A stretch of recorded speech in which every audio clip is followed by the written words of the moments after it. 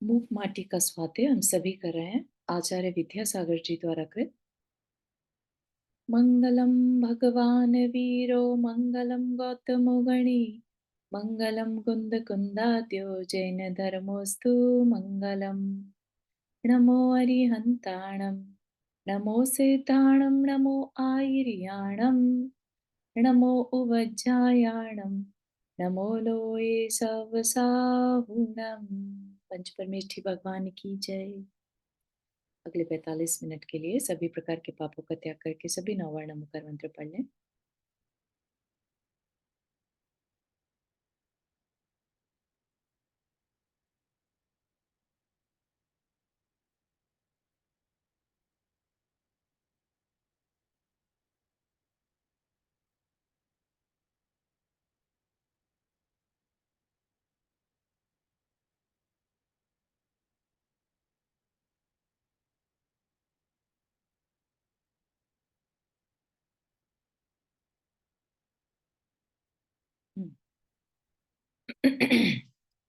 ये सामने एक चित्र आप लोग को दिखाई दे रहा है। क्या है ये? महाकाव्य मूक माटी का सृजन करते महाकवि, है ना। ये आचार्य श्री आ, कुछ 34 की एज में, 34 साल की उम्र में उन्होंने ये महाकाव्य लिखा था। आप इसके पेजेस देख सकते हैं, 586 पेज का, है ना। मतलब आप इसमें से अगर चित्र निकाल भी दें 80 पेजों के, तो 500 पेजेस का किसी ने काव्य लिखा। मूक माटी जैसे एक दलित चीज जो होती है, जिसको कि कोई ध्यान भी नहीं देता, जिसकी तरफ, है ना, उसकी तरफ इन इतने बड़े आचार्य का ध्यान गया। उन्होंने जो भी बातें लिखी उस मूक माटी की इस कहानी के पीछे, उनके विचार, यू कैन थिंक सी कि उनको 3 साल लगे पूरा करने में। तो कितने फोकस के साथ, और उनका अंदर से बस भाव है कि बस लिखते चले जाए, है ना। जगह जगह उन्होंने एक कवि के बारे में भी लिखा कि उसके भाव कैसे रहते हैं। कलम के बारे में लिखा, निब के बारे में लिखा, है ना। या उन्होंने कुंभकार शिल्पी के भावों के बारे में लिखा, उन्होंने माटी के भावों के बारे में लिखा। तो कितनी बारीकी से उनके दिमाग में वो विचार चल रहे होंगे, ये चीज देखने लायक है ना। अब सिर्फ जब हम लाइनें पढ़ें तो महसूस कर सकते हैं कि आचार्य श्री कैसे लिख रहे होंगे इस चीज को, ठीक है ना। तो उनके विचारों को अपने को पकड़ने की कोशिश करनी है, ठीक है। तो हमारा यहाँ पर क्या चल रहा है, क्या है मूक माटी में? अभी तक हमने क्या देखा? सबसे पहले हमने क्या देखा था? माटी। सबसे पहले हमने देखा था, थोड़ा सा रिवाइज कर लेते हैं ताकि बिल्कुल हम आगे आगे ना बढ़ते रहें और पीछे का भूल जाएं, है ना। तो सबसे पहले हमने देखा था कि सुबह का समय चित्रित किया बड़ा सुंदर तरीके से। कैसे? अर्ली मॉर्निंग का समय है, अर्ली मॉर्निंग हुई है और सरपट सरिता बह रही है। सरिता मतलब नदी, है ना। और ऐसे में फिर माटी, नदी के तट की जो धरती है, माँ धरती माँ से बोलना शुरू करती है अपनी व्यथा। अब उससे और सहन नहीं हो रहा, अब उससे और ये जो जीवन उसे मिला है वो उसे अब और सहन नहीं करना, ठीक है। तो उसको सुनने के बाद माटी, जो धरती माँ होती हैं, वो कहती हैं कि भाई बेटा, तूने इस चीज को रियलाइज कर लिया कि तुझसे बड़ा भी कोई है, तो समझो कि हमने अपनी जीवन की शुरुआत कर दी, अपने उठने की शुरुआत कर दी। जब हमें हमसे बड़ा कुछ दिखने लगता है, तभी हम उस ओर आकर्षित हो सकते हैं, है ना। और फिर जैसी संगति वैसी मति, है ना। जिस रास्ते जाएंगे, वो रास्ता कैसा हमने चुना है, उस रास्ते पर वैसे ही फिर लोग भी मिलते हैं। कई बार लोग बोलते हुए पाए जाते हैं कि इस दुनिया में सारे बुरे लोग हैं। कई बार कुछ लोग कहते हुए पाए जाते हैं सब बहुत अच्छे हैं। तो डिपेंड करता है हम किस रास्ते पर चल रहे हैं। हम खराब रास्ते पर जाएंगे तो खराब लोग मिलते हैं, है ना। सभी की सोच जो होती है एक दूसरे को नीचा दिखाने की, पुल करने की, पीछे छोड़ने की, है ना, कंपटीशन की। और एक है जहाँ सब लोग एक दूसरे का हाथ पकड़कर चलना चाहते हैं, साधर्मी जिसे कहते हैं, है ना। तो डिपेंड करता है हम किस रास्ते पर चल रहे हैं, ठीक। तो इसी बात को धरती माँ ने उसको कहा कि तूने किसी को गुरु माना, अपने को छोटा माना, यही तेरी सबसे बड़ी पहचान है तेरी। अब बस ये समझ ले कि अब तेरे दुखों का अंत आ गया, ठीक है। और अब जो तू अपने अंदर आस्था रखकर कि हाँ तेरा विकास हो सकता है, अपने अंदर ये आस्था भी तो रखनी पड़ेगी ना। अगर हम ये मान के चल लें कि हमारा कुछ नहीं हो सकता, तो फिर क्या होगा, हम डिप्रेशन में चले जाएंगे। हमारा बेड से उठने तक का मन नहीं करेगा, कुछ भी करने का मन नहीं करेगा, अगर हमारे अंदर ये बात घर कर जाए कि हमारा कुछ नहीं हो सकता, हमारा जीवन तो अब ऐसे ही दुखमय चलेगा, है ना। तो वो उनका जीवन वाकई में दुखी हो जाता है। लेकिन एक पॉजिटिव थॉट जो है वो हमें उस दुख से निकाल सकता है, अगर हम किसी का हाथ बस पकड़ ले, ठीक है ना। यहाँ पर माटी ने किसका हाथ पकड़ा, धरती माँ का, कि नहीं बस मुझे उठाओ, मुझे नहीं मालूम, मेरा उद्धार करो, मुझे पथ दो, पाथे दो, है ना, मुझे कैसे चलना है वो भी बताओ। तो और माटी, धरती माँ बता रही है और माटी सुन रही है और कह रही है कि सिंपल तो नहीं है लेकिन पॉसिबल है, ठीक है। कि अगर ऊंचाई पर चढ़ना है, पहाड़ की चोटी पर जाना है, तो ऊपर का रास्ता आसान नहीं होता, है ना। और फूल जो लगते हैं हमेशा पेड़ों में ऊपर लगते हैं, कभी भी जड़ में फूल नहीं लगते, फूल फल जो है हमेशा ऊपर लगते हैं। तो ऊपर तक चढ़ने के लिए हमें हिम्मत रखनी होगी, ठीक है ना। और हर चीज में नेगेटिव सोचना वाली बात को से भी हमें बाहर निकलना होगा, ठीक है। हमारे साथ कुछ गलत हो ही ना, हम इस तरह की विचारों को ना रखें कि हमारे साथ कुछ गलत नहीं हो सकता या नहीं होना चाहिए, ठीक है। प्रतिकार, प्रतिकूलता का प्रतिकार भी जो है एक तरह से हमारे आगे बढ़ने में रोक देता है, ठीक है। समझ रहे हैं आप आगे कैसे बढ़ना, जैसे हम पहाड़ी पर चढ़ रहे हैं, ठीक है, और पहाड़ी पर चढ़ना कोई इजी नहीं होता, ठीक। अब हम बार बार ये सोचते रह रहे हैं पहाड़ पे चढ़ना तो है लेकिन ये चढ़ाई ना करनी पड़े हमें, है ना। तो चढ़ाई ना करनी पड़े तो ऐसा पर्सन कभी चोटी तक नहीं पहुंच सकता, है ना। माउंट एवरेस्ट पर सुना होगा, कौन लोग चढ़ सकते हैं, जो नीचे बेस कैंप तक जाने की हिम्मत रखते हैं। उसके बेस कैंप तक जाना भी कोई आसान चीज नहीं है, ठीक है। तो यहाँ पर धरती माँ उसको कह रही है प्रतिकूलता का प्रतिकार भी कई बार हमारी गति में शिथिलता ला देता है। हाँ नंदा जी, आपने हाथ रेज किया। हाँ, इसको थोड़ा और एक्सप्लेन करेंगे। प्रतिकूलता का प्रतिकार करना ये हाँ बहुत ही मतलब बड़ी है और हम सब के मन में ये चीज बिल्कुल आती है। बिल्कुल। तो थोड़ा सा और कि मतलब जैसे हमारे हमको कभी कभी लगता है ये हमारे साथ नहीं होना चाहिए था। हाँ होता है, बिल्कुल यही होता है और यही कहा है कि थोड़ी सी प्रतिकूलता में हमारी समता चली जाती है, ये बात कही थी, है ना। लेकिन यहाँ पर हमें कहा जा रहा है कि प्रतिकूलता आएगी, लाइफ ऐसी किसी की भी नहीं है जिसमें प्रतिकूलता ना हो। तीर्थंकर भी हैं तो उनकी लाइफ में भी प्रतिकूलताएं आई, ठीक है। मुनि बन गए तो उपसर्ग हुए, ठीक। तो प्रतिकूलता से घबरा जाकर और इजी रास्ता चुन लेना वो अपने जीवन को उठाने वाला रास्ता नहीं है, ठीक है। जीवन को अगर ऊंचा उठाना है तो प्रतिकूलता में समता रखनी होगी, प्रतिकूलताएं आएंगी, इस चीज को एक्सेप्ट करना होगा, ठीक है।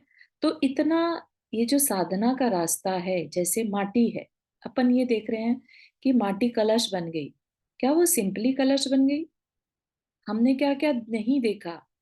उस माटी के ऊपर कुदाली ने प्रहार किया, क्या माटी को कष्ट नहीं हुआ होगा, उसने उस कुदाली के प्रहार को भी हंस के सह लिया, क्योंकि उसका फोकस कहाँ पर था, कलश की तरफ, कि मेरा कल्याण होना है, मुझे कलश बनना है, अब जो चाहे हो, है ना। उसको फिर चाक पर भी रखा जाएगा, पैरों से रौंदा भी जाएगा, उसको फिर तपाया भी जाएगा अग्नि में, वो हर चीज के लिए रेडी है। क्यों? क्योंकि उसका फोकस कलश बनने पर है। अगर वो कह दे कि नहीं नहीं मुझे कुदाली की मार नहीं सहनी, है ना, वहीं बिखर जाए वो, नहीं मुझे नहीं सहनी कुदाली की मार, तो वो कभी कलश नहीं बन पाएगी। तो यहाँ पर धरती माँ उसको रेडी कर रही है कि क्या तुम रेडी हो?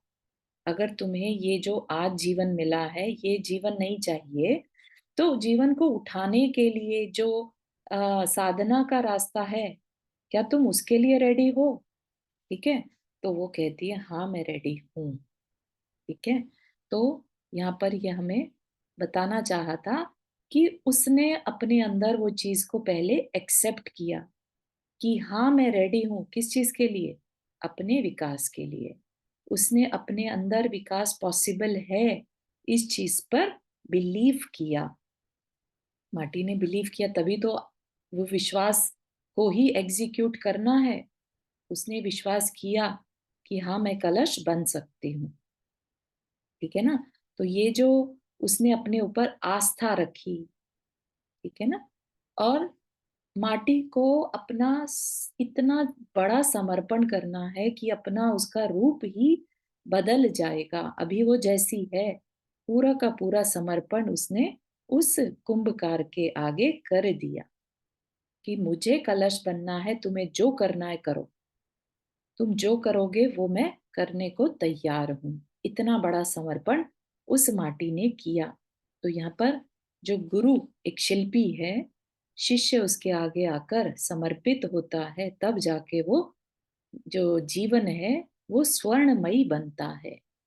ठीक है? तो यहाँ पर बहुत सारी चीजें सीखने को मिल रही हैं हमें एक साथ, बहुत सारी, है ना? यहाँ पर और भी हमें कहा गया कि जो संघर्ष है, जब जीवन में संघर्ष बहुत बढ़ जाते हैं ना, तो कहा कि नियम रूप से अब हर्ष का समय आने वाला है। जब अपने को लगता ना कि अब और नहीं सहन हो रहा, that mean it's the ending of संघर्ष। हम बिल्कुल जब एक तरह से कह लीजिए कि कर्म भी उस लेवल तक चोटे पहुंच जाता है जितना हमारे अंदर सहने की शक्ति होती है। जब हमारी शक्ति खत्म हो जाती है ना, तब कर्म भी जो है चोट पहुंचाना बंद कर देता है। इसका मतलब क्या है? अब बस संघर्ष खत्म हो गया। अब नियम से हर्ष होगा ही होगा। ये मेरे कुछ वर्ड्स नहीं है, ये आचार्य श्री खुद कह रहे हैं। ठीक है? नियम रूप से हर्ष में संघर्ष जो जीवन है वो हर्ष में होता ही है। ठीक है? तो इस चीज को भी हमें समझना होगा, इस बात को वो बार बार कहेंगे। ठीक है? अब जो है माटी, हाँ, तो फिर माटी को इंतजार होने लगा उस शिल्पी का। अब उससे रात काटे नहीं कट रही है, क्योंकि उसको बहुत एक्साइटमेंट है कि उसका कल्याण होगा, ये सुबह कैसी होगी जिसमें मेरा कल्याण होगा। वो पथिक, वो शिल्पी, वो कुंभकार आएगा और मुझे ले जाएगा, है ना? अब उसका एक तरह से जो आस्था उसके अंदर थी, विश्वास था, वो एग्जीक्यूट होने का समय आ गया। तो उसके जो भाव हैं, पूरी रात वो सो नहीं पाती है। ठीक है? तो इसी तरह से अपने लिए भी अगर हमें पता हो हमारा कल कल्याण होने वाला है, सुबह हमें एक बहुत ऊंचा पद मिलने वाला है, तो हम सारी रात उसमें सो नहीं पाएंगे। इतनी एक्साइटमेंट हमारे अंदर हो जाती है ना? और फिर माटी पथिक आ जाता है उसको लेने के लिए, है ना? तो बहुत एक्साइटेड है माटी उस समय और देख रही है बस अपलक अनिमेष। ठीक?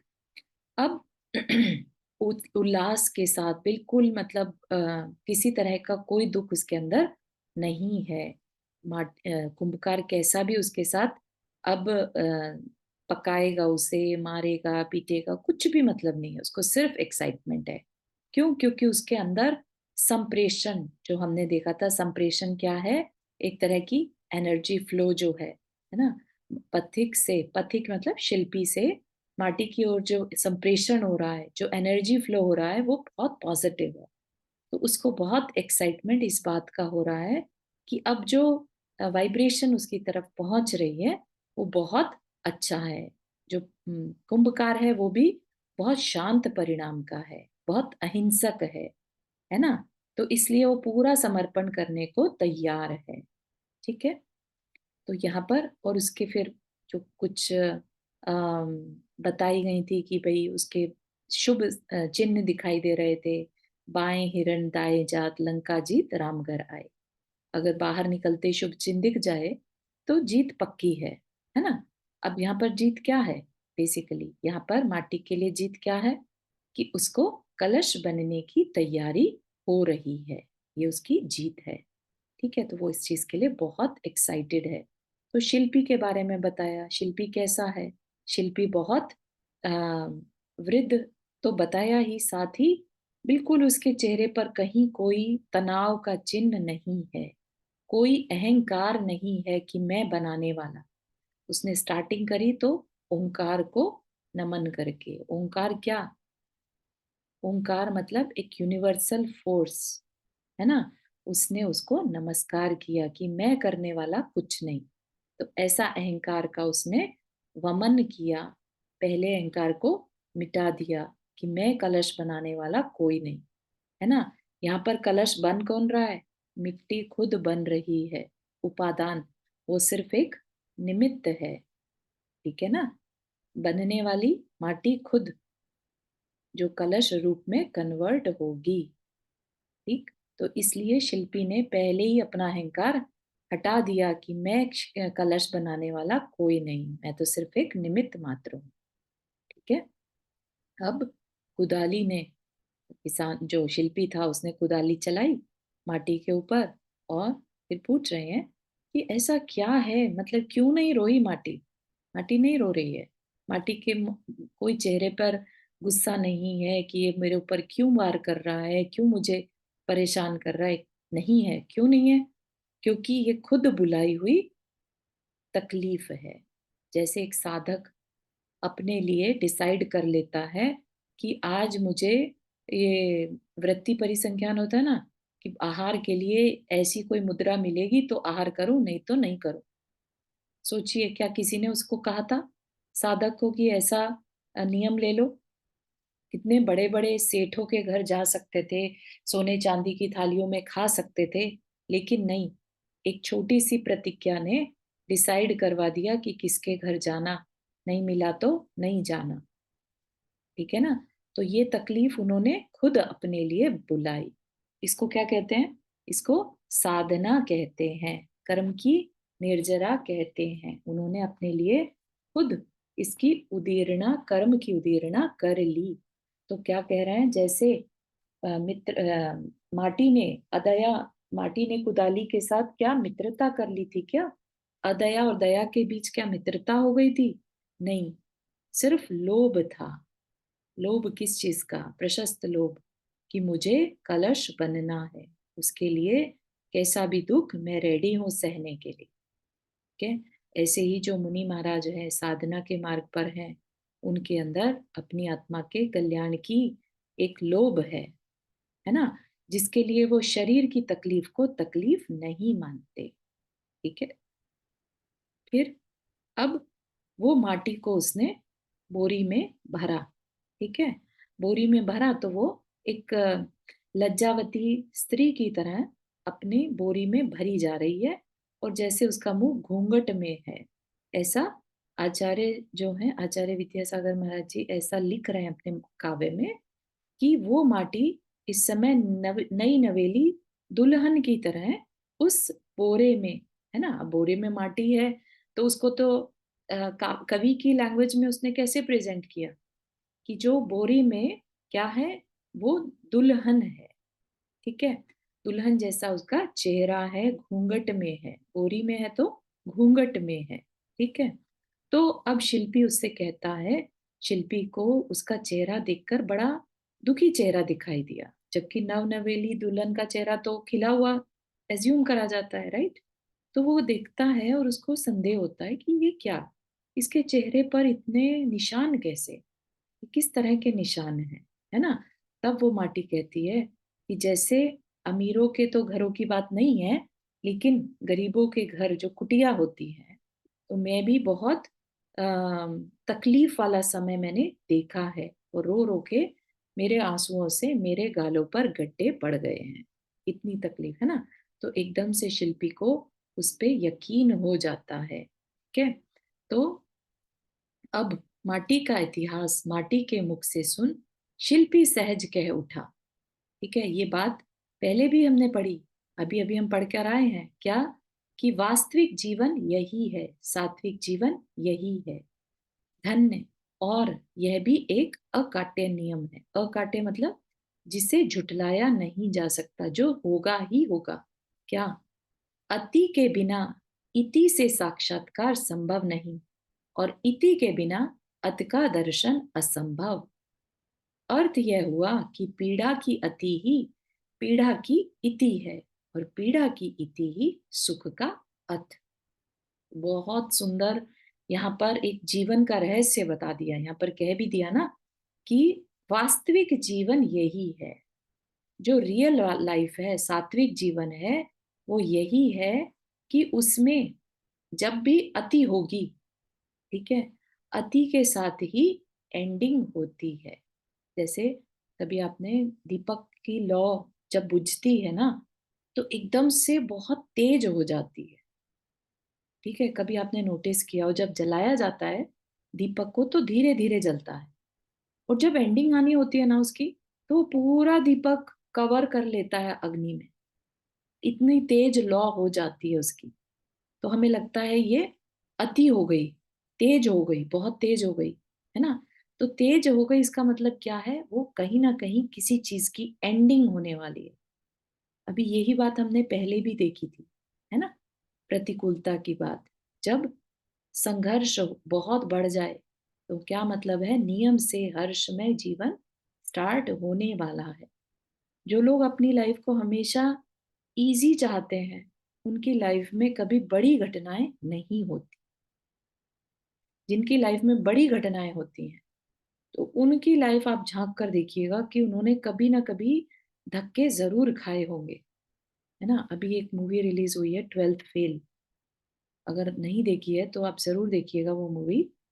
उसमें किस तरह से एक गांव के 12th फेल पर्सन ने आईपीएस का एग्जाम पास किया, जिसको कि आईपीएस के बारे में भी नहीं पता था कि आईपीएस होता क्या है। उसे सिर्फ एक रिस्पेक्टेबल लाइफ चाहिए थी, ठीक है। वो अपना सिर उठाकर जीना चाहता था, अपनी एक ईमानदार पर्सन बनना चाहता था, ठीक है, अपने रोल मॉडल की तरह एक अच्छी लाइफ चाहता था, ठीक है।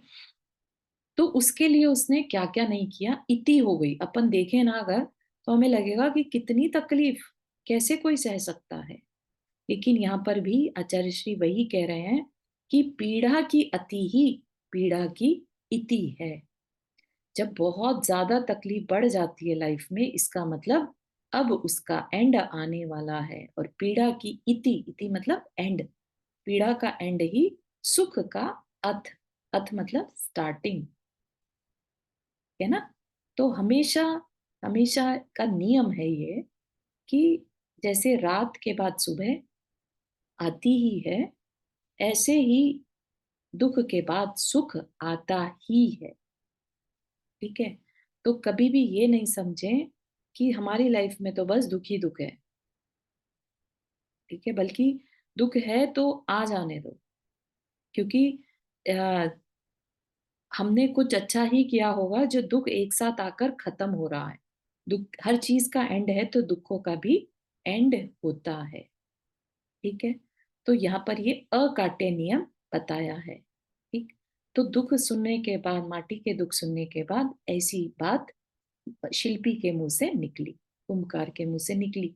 और माटी को सांत्वना देता सा अभय की मुद्रा में से कुछ एक पल बीत गए शिल्पी के, और अपना साथी सहयोगी आहत आहूत आहूत होना चाहिए, आहूत हुआ। अवैतनिक कौन? नाम है गदहा। गधा नहीं कह रहे हैं, गदहा। तनिक सा वह भी तन का वेतन लेता है, सब बंधनों से मुक्त घाटी में विचर रहा था जो, कोई भी बंधन उसे रुचते नहीं, मात्र बंधा हुआ है वह स्वामी की आज्ञा से। अपदा माटी को स्वामी के उपाश्रम तक ले जा रहा है अपनी पुष्ट पीठ पर, ठीक। तो शिल्पी ने थोड़ी देर तो माटी को सांत्वना दी, अभय दिखाया, है ना, कि तू अब सेफ है ना। आज तक माटी को रौंदा जा रहा था, बुरा बिहेव किया जा रहा था। अब शिल्पी ने उसको, कुम्भकार ने उसको अभय की मुद्रा दिखाई कि तू सेफ है, सांत्वना दी, ठीक। और अब अपने साथी सहयोगी को बुलाया। कौन है उसका साथी सहयोगी? अवैतनिक गदहा। गदहा क्यों कहा ये भी आगे बताएंगे। अवैतनिक, वैतन जो वेतन वेतन नहीं लेता। जो कुंभकार का गधा है, क्या वेतन लेगा उसका, है ना? और लेगा भी तो क्या, तन का वेतन लेता है। बस खाने पीने को मिल गया, थोड़ा बहुत जो कुंभकार उसे दे दे खाने को तो वो खा लेता है, बस वही उसका वेतन है ना? और उसका वो फिर भी साथी सहयोगी बना है। कैसा साथी है? सब बंधनों से मुक्त। ऐसा नहीं है कि कुंभकार उसे कह रहा हो तू मेरे पास रहे, मैं तुझे ये दूंगा वो दूंगा, कुछ नहीं। कोई बंधन भी नहीं रख रखा, फ्री छोड़ रखा है, फिर भी वो उसको अपना साथी मानकर उसके साथ रहता है। उस गधे को कोई भी बंधन अच्छा नहीं लगता, फिर भी वह स्वामी की आज्ञा मात्र से बंधा हुआ है। ठीक है? तो उसका ये स्वामी के लिए समर्पण है। जैसे एक शिष्य का गुरु के लिए समर्पण है, वो दुनिया में किसी से बंधना नहीं चाहता शिष्य, है ना? उसने अपने सारे बंधन तोड़ दिए, जितने भी परिवार के, मित्रों के, वस्तुओं के संबंध थे उसने वो सब तोड़ दिए। लेकिन एक बंधन उसने खुद स्वीकार किया जो उसे अच्छा लग रहा था। क्या था वो? उसका अपने शिष्य गुरु के प्रति जो बंधने का भाव है कि गुरु आज्ञा करो, उनकी आज्ञा से बंध गया। ठीक है ना? तो जिसे अपना कल्याण करना है वो किसी बंधन की परवाह नहीं करता सिवाय अपने गुरु के आज्ञा के बंधन से। उसकी आज्ञा का वो, उस बंधन का वो उल्लंघन भी नहीं करता। ठीक है ना? तो यहाँ पर कोई भी बंधन जिसे नहीं रुचते, जिसको किसी भी तरह के बंधन पसंद नहीं हो, उसे भी किसी एक के साथ बंधना ही होता है। अगर उसे आगे बढ़ना है, उसे अपना कल्याण करना है। अपदा माटी को स्वामी के उपाश्रम तक ले जा रहा। अपदा मतलब जिसके पैर नहीं है। अपदा पैर रहित माटी को स्वामी के उपाश्रम, उपाश्रम जहां पर कुंभकार का रहने का स्थान है, जहां वो अपने क्रिया शिल्प कला करता है ना? अपनी पुष्ट पीठ पर, अपनी पीठ पर रखकर वह माटी को स्वामी के उपाश्रम तक ले जा रहा है। अब क्या हो रहा है? बहुत सुंदर मार्मिक अ, चित्रण है यहाँ पर। बीच पथ में दृष्टि पड़ती है माटी की, गधे की पीठ पर। खुरदरी बोरी की रगड़ से पीठ छिल रही है उसकी, और माटी के भीतर जा और भीतर उतरती सी पीर मिल रही है। ठीक? बीच पथ पे मतलब रास्ते में माटी की दृष्टि किस पर पड़ी? गधे की पीठ पर। क्या हो रहा है वहां पर? बोरी से उसकी पीठ पर रगड़ पड़ने से छिल रही है, और उसकी उस पीठ की छिलन को देखकर माटी के अंदर ही अंदर बहुत डीप पीर मिल रही। पीर मतलब पीड़ा, उसको तकलीफ हो रही है। अब माटी को क्यों तकलीफ हो रही होगी, सोचने की बात है ना? तो वो बता रहे हैं, माटी की पतली सत्ता अनुक्षण अनुकंपा से सभी तो हो हिल रही है, बाहर भीतर मीत बनकर प्रीत खिल रही है। केवल क्षेत्रीय ही नहीं, भावों की निकटता भी अत्यंत अनिवार्य है इस प्रतीति के लिए। यहाँ पर अचेत नहीं, चेतना की सचेत रीत मिल रही। भावों की निकटता तन की दूरी को पूरी मिटाती सी। ठीक है? तो यहाँ पर क्या हो रहा है? माटी को अनुक्षण, हर क्षण अनुकंपा से, अनुकंपन, माटी के अंदर क्या हो रहा है? अनुकंपा हो रही है। सभीत, सभीत मतलब डर सहित, उसको अंदर ही अंदर घबराहट हो रही है कि ये क्या, मैंने ये क्या कर दिया, है ना? और बाहर भीतर मीत बनकर प्रीत खिल रही है। अब देखिए उसका, माटी का कोई लेन देन नहीं है, गधा उसे अभी अभी मिला है ना? उसकी पीठ पर रखकर उसको ले जाया जा रहा है। उसने तो नहीं कहा था मुझे इसकी पीठ पर रख दो। फिर भी माटी को उस गधे की तकलीफ से तकलीफ हो रही है। ठीक है? तो एक एक क्षण में उसको जो है अनुकंपा हो रही है कि मतलब उसके ऊपर दया आ रही है। और ये कैसी है? केवल क्षेत्रीय ही नहीं, भावों की निकटता भी अत्यंत अनिवार्य है इस प्रतीति के लिए। प्रतीति मतलब इस तरह की अनुभूति, अनुभूति कहिए, फीलिंग कहिए, है ना? तो इसके लिए उसका निकट होना ही जरूरी नहीं है। क्षेत्रीय मतलब स्पेस, मतलब कि एरिया वाइज, जैसे हम कहते हैं ना कि परिवार का कोई सदस्य लेट से बहुत दूर चला जाए, तो भी क्या आपको वो दूर लगता है कभी? क्योंकि वो भावों से उतना ही निकट है। हम हर समय उसके बारे में सोचते रहें, तो ऐसा फील होता है कि अभी साथ ही तो है, दूर कहाँ है ना? तो ये कैसे पॉसिबल है? भाव हैं, भावों से जुड़े हैं। इस तरह की फीलिंग, अनुकंपा की फीलिंग या उसके दूसरे के सामने वाले के दर्द को सह पाने की फीलिंग कैसे पॉसिबल है? जब भावों की निकटता हो। आचार्य श्री अपने हर शिष्य के लिए एक ही बात बोलते हैं जब भी वो अपने शिष्यों को दूर भेजते हैं। सोचिए, अब माँ से अगर बेटा दूर हो जाए तो कितनी तकलीफ होती है ना? पेरेंट्स से बच्चा दूर जाए, कितनी तकलीफ होती है पेरेंट्स को। लेकिन उसकी खुशी के लिए, उसको आगे बढ़ता हुआ देखने के लिए वो उसको बाहर भेजते हैं, है ना? और साथ ही साथ ये भी कहते हैं कि तू हर समय हमारे, हर समय तेरे साथ हैं। कैसे साथ हैं? थॉट्स में, है ना? तू हमारे साथ हमेशा एज अ ब्लेसिंग, हम तेरे साथ हैं। ठीक है? ऐसे ही जो आचार्य श्री हैं वो हर शिष्य को ये कहते हैं, तुम मुझसे दूर नहीं। अगर तुम मेरी आज्ञा के साथ जुड़े हो तो तुम मेरे साथ जुड़े हो, तब तुम दूर होकर भी मुझसे दूर नहीं के, तो भावों से जुड़े हो तो तुम मेरे निकट ही हो। लेकिन अगर तुम गुरु आज्ञा नहीं मानो तो तुम पास रहकर भी मुझसे दूर हो। तो यहाँ पर क्षेत्र, एरिया डजंट मैटर। एक घर में रहकर भी लोग एक दूसरे से बहुत दूर हो सकते हैं, लेकिन दूर होकर भी पास पॉसिबल है। ठीक है? तो ये कैसे पॉसिबल है?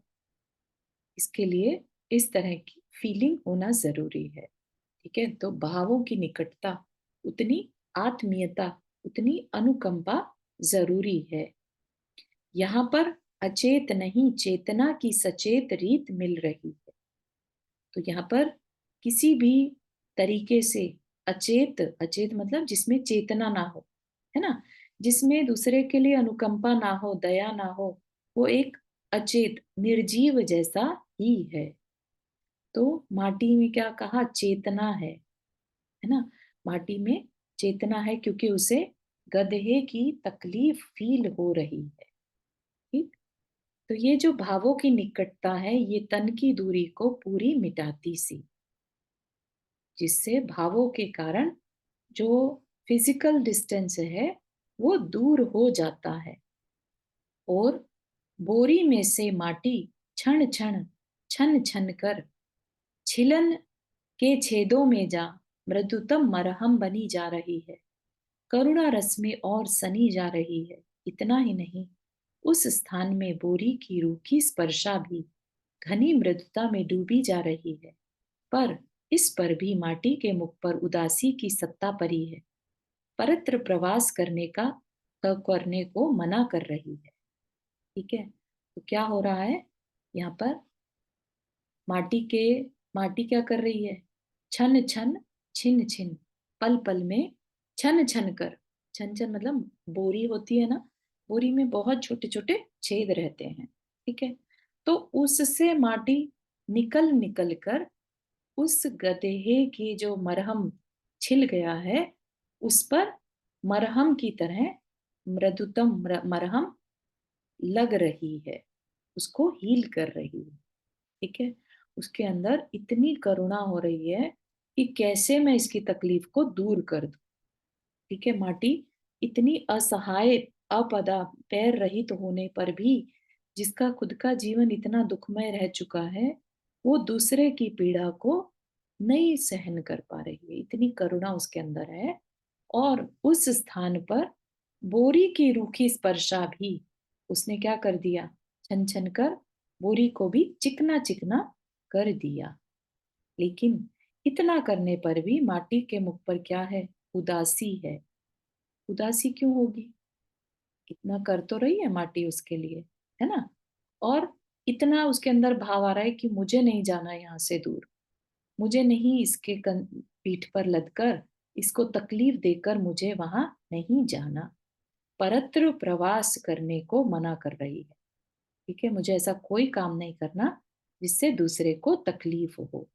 क्यों कह रही होगी ऐसा, है ना।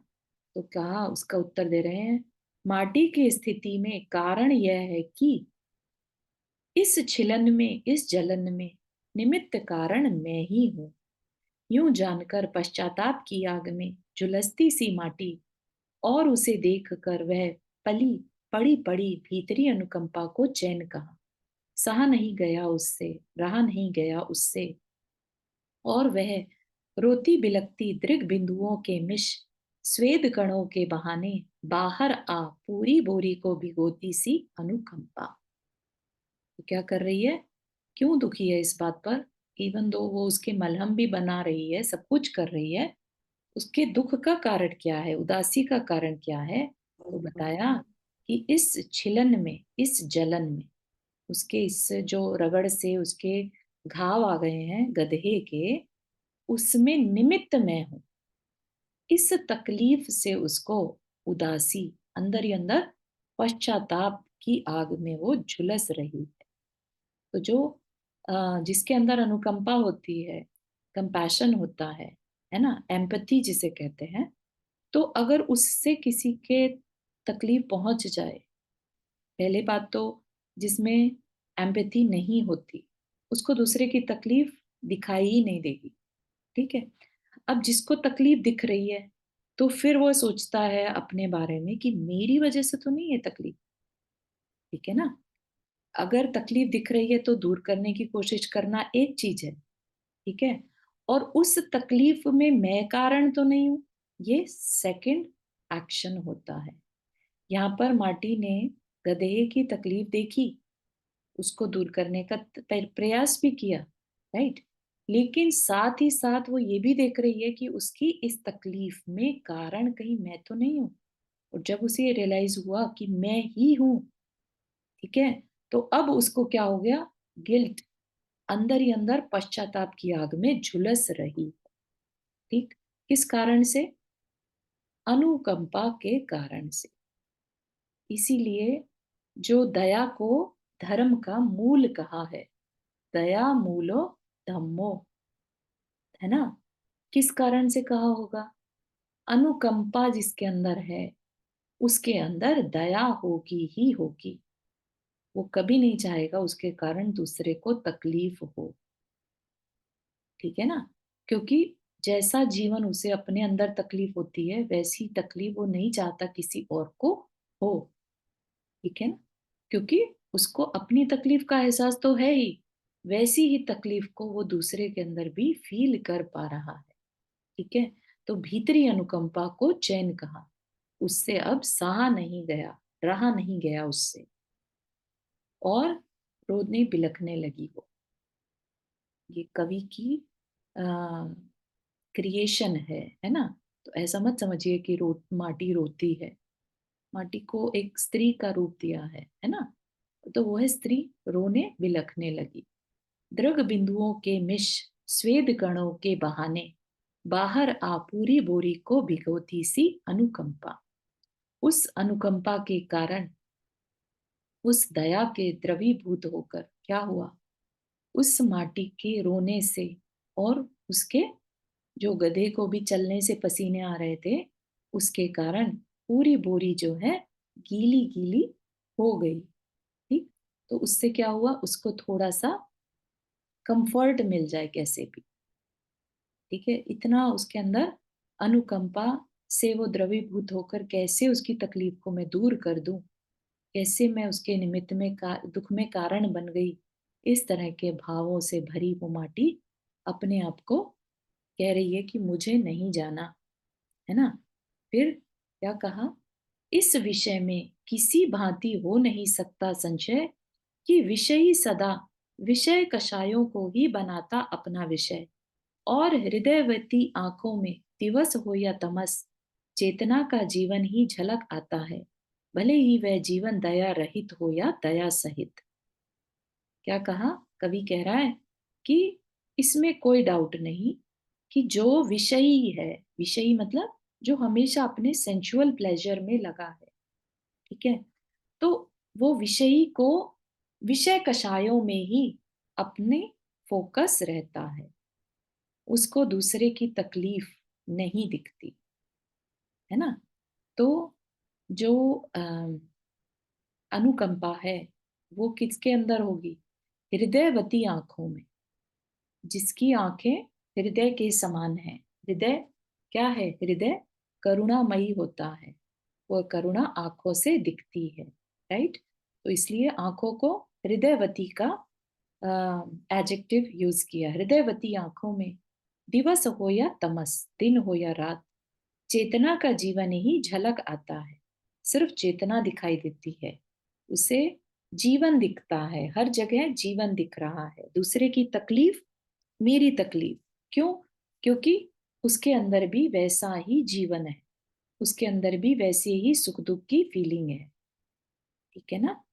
चाहे अब वो सामने वाला, भले ही वह जीवन दया रहित हो या दया सहित, सामने वाला अब उसके साथ दया से रहित होकर बिहेव करे, चाहे दया से सहित होकर, उसको उस चीज से कोई मैटर नहीं करता।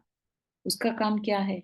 उसका काम सिर्फ चेतना को देखना, उसके अंदर सिर्फ चेतना ही चेतना दिख रही है। और दया का होना ही जीव विज्ञान का सम्यक परिचय है। अगर किसी जीव में दया नहीं है ना, तो उसका क्या कहा? जीव विज्ञान का सम्यक परिचय, मतलब वही जीवित जीवित कहलाएगा। अदरवाइज क्या है? निर्जीव, जीवन रहित, या पत्थर का, कहते हैं ना पत्थर दिल, है ना। जिसको दूसरे की तकलीफ ना दिखाई दे उसको क्या कहते हैं? पत्थर दिल, ठीक है ना। पत्थर दिल में कोई करुणा नहीं होती, दूसरे की तकलीफ से उसको तकलीफ नहीं होती, ठीक है। तो ऐसा होना क्या कहा है? अगर हम अपने जीवन को ऊंचाइयां देना चाहते हैं, वाकई में जीवन हम जी रहे हैं ऐसा फील करना चाहते हैं, तो कैसा जीवन जीना? दया से सहित जीवन जीना, क्योंकि वही जीव विज्ञान का सम्यक परिचय है ना। सम्यक दृष्टि जो होता है, जिसकी सही दृष्टि है, उसकी भी एक पहचान बताई है शास्त्र में। बड़े बड़े आचार्यों ने क्या क्या बताया?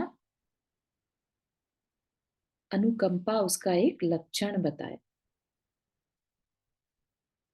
या सम्यक के 4 लक्षण है ना, अनुकंपा, उत्सर्ग, प्रशम, प्रशम, संवेग, उत्सर्ग। आस्तिक्य, हाँ हाँ। है ना। तो या उसने अनुकंपा एक सम्यक दृष्टि का परिचय बताया, इसी चीज को ध्यान में रखकर, है ना। जिसके अंदर अभी अनुकंपा ही नहीं है, वो अपने आप को मोक्ष मार्ग का मार्गी ना माने, मोक्ष मार्ग पर चलने वाला नहीं मान सकता। इसलिए जो साधु है ना, साधु के अंदर दया देखी जाती है, ठीक है ना। इसीलिए उसका ऑरा इतना, उसके ऑरा में जाकर सबको निर्भयता महसूस होती है, क्योंकि वो जो साधु है उसके अंदर दूसरों के लिए करुणा है ना। और जहाँ करुणा है वहां अभय है, राइट। वहां कोई भय नहीं रहता सामने वाले को, ठीक है ना। क्योंकि वो कुछ अगर गलत हो भी गया, लेट से साधु से कोई गलती हो भी गई, तो वो इंटेंशनल नहीं होगी, क्योंकि उसके अंदर किसी को तकलीफ देने के भाव हैं ही नहीं। उसका तो हृदय किससे भरा है? अनुकंपा से भरा है। वो अपने आप को प्रायश्चित प्रतिक्रमण करके संभालेगा। गलती से तो गलती किसी से भी हो सकती है ना, एक साधु से भी हो सकती है ना। लेकिन वो इमीडिएटली अपनी उस गलती को स्वीकार करके और प्रतिक्रमण प्रायश्चित से अपने आप को ऊपर उठा लेगा, ठीक है ना। जो पत्थर दिल होंगे, पहली बात तो यहाँ पर बता दिया, विषयी सदा विषय कषायों की ही बनाता अपना विषय। उसका फोकस सिर्फ विषयों की तरफ है। उसको दूसरे के हार्ट से, दूसरे की तकलीफ से, फीलिंग्स से कोई मतलब नहीं रहता। ठीक है ना? तो आई थिंक आज के लिए इतना ही रखते हैं। यहाँ तक के क्लियर हुआ विषय? बहुत सुंदर है, बहुत सुंदर। अनुकंपा का जो आपने बोला वो बहुत ही सुंदर है। विषय इतना अच्छा है एक्चुअली। और मतलब देखने वाली चीज ये है ना कि आचार्य कितने करुणा करके इतने सरल शब्दों में कहानी काव्य के माध्यम से हमें ये सब बता रहे हैं ताकि हम विजुअलाइज भी कर सके साथ साथ।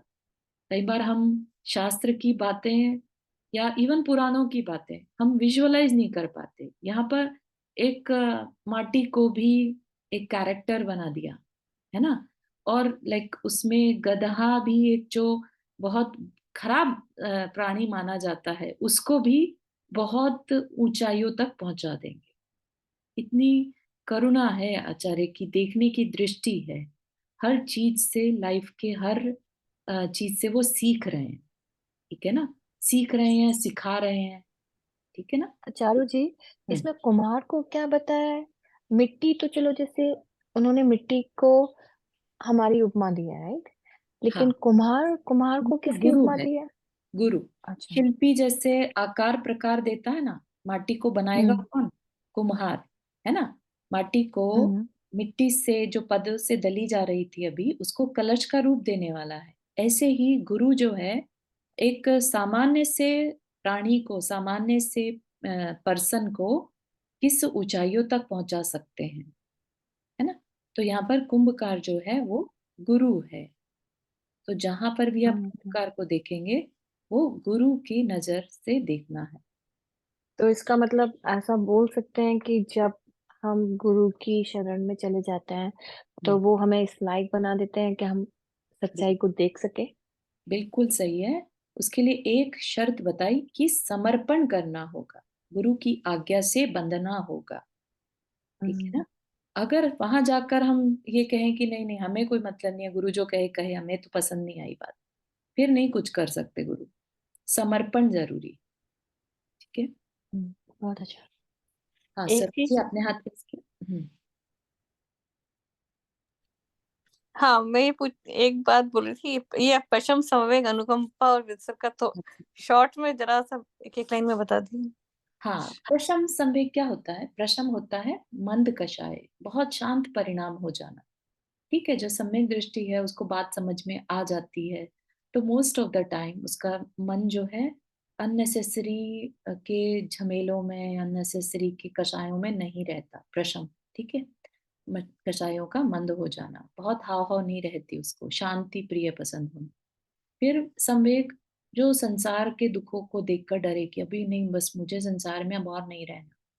है ना? संसार से पार होना है, जीन जन्म मरण से बाहर निकलना है, संसार में हर तरफ दुख ही दुख है।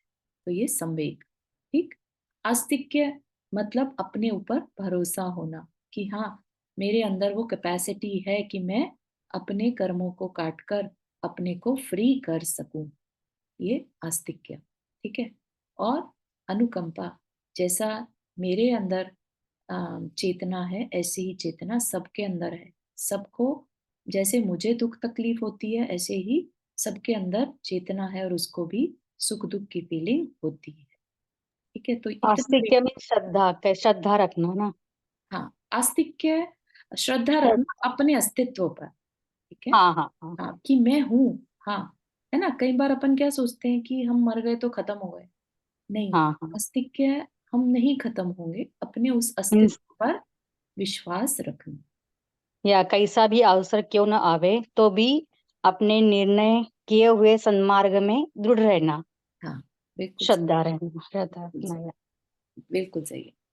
हुँ, बहुत सुंदर, बस। Thank you. नंदा जी, आप कुछ कहना चाह रहे थे? हाँ, ये यहाँ पर एक आया था ना कि माटी को एक समय पे लगता है कि नहीं, मुझे नहीं अब जाना, क्योंकि मेरी वजह से इस गधे को थोड़ा सा गधे को तकलीफ हो रही है और मैं इसकी तकलीफ का कारण हूँ। हम्म। तो हमारे अंदर भी तो इस तरह के भाव आते हैं कि हम अभी नहीं जा सकते, और हमें हमें परिवार की जिम्मेदारी पूरी करनी है। हाँ हाँ हाँ, बिल्कुल सही है। हम अपनी उस जो हमने जिम्मेदारी ली है उसको छोड़ कर नहीं जा सकते, बिल्कुल सही है। तो लेकिन यहाँ पर उसकी जिम्मेदारी नहीं है, उसके अंदर अनुकंपा। अनुकंपा है, हाँ, उसको सिर्फ उसकी तकलीफ से तकलीफ हो रही है ना? तो हमें भी तो यही लगता है कि जब अगर हम चले गए तो हमारी हाँ वजह से जो हमारे पर मतलब है डिपेंड है, सब लोग जी तो लेते हैं, हाँ हाँ लेकिन जो डिपेंड है उनको तो तकलीफ होगी ही। हाँ हाँ हाँ, वो तो डेफिनेटली हम नहीं जा सकते जब तक कि हम अपनी जो जिम्मेदारी उठाई है उससे भाग नहीं सकते, है ना? पूरी हो गई तो फिर चिपकना भी नहीं है, ठीक है ना? तो यहाँ पर जो माटी है उसकी जिम्मेदारी नहीं है उस गधे के प्रति, हम्म सिर्फ एक आत्मीयता का संबंध है, ठीक है ना? चेतना का संबंध है, बस। इस वजह से उसके भाव हैं ये कि उसको तकलीफ फील हो रही है, ठीक है? हम्म तो ये अनुकंपा की महानता है जिसमें हर पर्सन तुम्हें अपने परिवार का सदस्य जैसा लगने लगता है, जिसे कहते हैं ना वसुदैव कुटुंबकम। वो कब पॉसिबल है? जब हमारे अंदर अनुकंपा होती है, तब सब लोग हमें हमारे परिवार जैसे दिखते हैं, ठीक है ना? बिल्कुल सर। तो हाँ, अब वो किस तरह से कुंभकार माटी को संबोधन देता है, कैसे उसको लेके जाएगा, वो सब अपन देखेंगे। रोशनी लास्ट क्वेश्चन ले लेते हैं, कुछ कहना चाह रहे थे? शी लेफ्ट, ठीक है, चलिए यहीं तक रखते हैं। चिन्वानी स्तुति। जावानी के ज्ञान से सूझे लोकालोक, सो वाणी मस्तक धरो सदा देत हो धोख। ये जिनवाणी भारती तो ही जपो दिन रहन, जो तेरा शरण आ गए सो पावे सुख चैन। नौ पाठ करना।